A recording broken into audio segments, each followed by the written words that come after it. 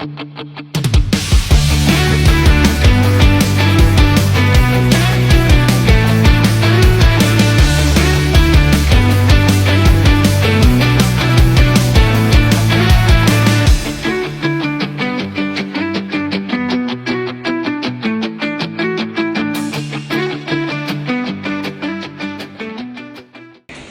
semuanya, di video kali ini kita akan membahas kepemimpinan berdasarkan teori sifat atau trait theory, ciri pemimpin yang efektif, serta pengaruh faktor genetis, sosial, dan ekologis dalam kepemimpinan.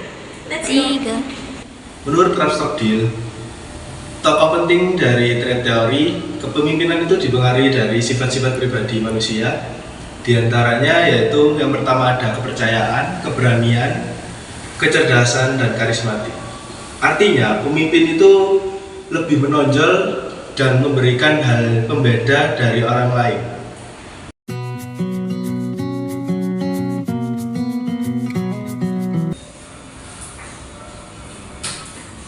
Gimana ya Pak? Aku takut nggak selesai nih. Tenang, nanti kita terbareng.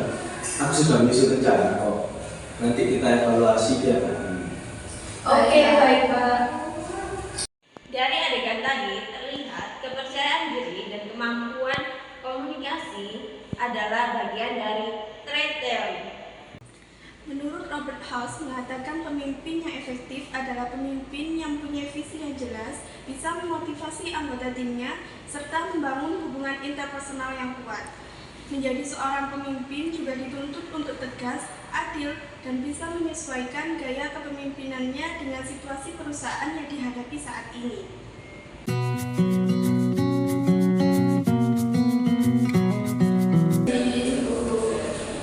Jujur saya merasa capek Pak, tugasnya banyak banget. Aku paham kalian semua pasti capek. Tapi ingat ya, jika acara ini sudah selesai, nanti kita itu dapat pengalaman dan nama baik perusahaan semakin sukses.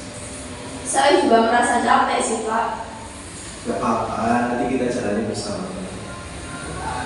Ini menunjukkan kemampuan memotivasi dan keterampilan interpersonal adalah ciri utama dari kepemimpinan yang efektif. Di teori genetis, sosial, dan ekologis, menurut pendapat para ahli yakni Mark Van Vluck, menyatakan bahwa kepemimpinan tidak hanya dipengaruhi oleh faktor bawaan atau faktor genetik, akan tetapi kepemimpinan juga dipengaruhi oleh kondisi dan pengalaman sosial seseorang. Kepemimpinan adalah hasil dari interaksi faktor genetik, pengalaman sosial, dan lingkungan organisasi. Maka dari itu, seorang dapat berkembang menjadi pemimpin yang baik apabila didukung oleh lingkungan dan pengalaman sosial.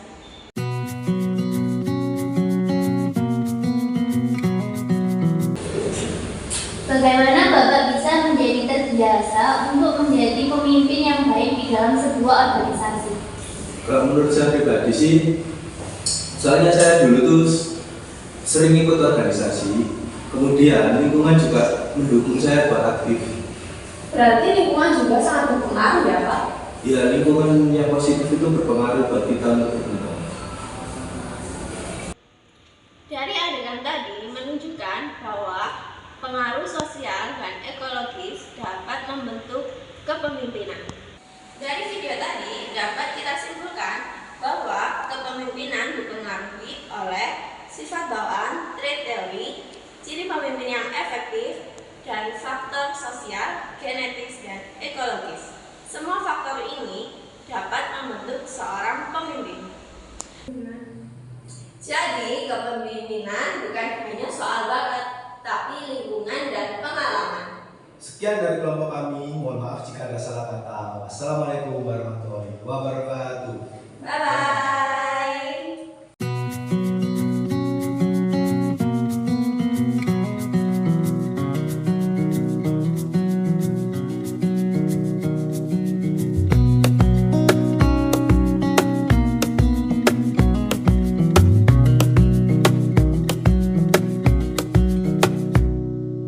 Wish that I could stay in this moment forever, so I can hold you in my carry you on my shoulders as long as I'm able. Scare the monsters under your bed.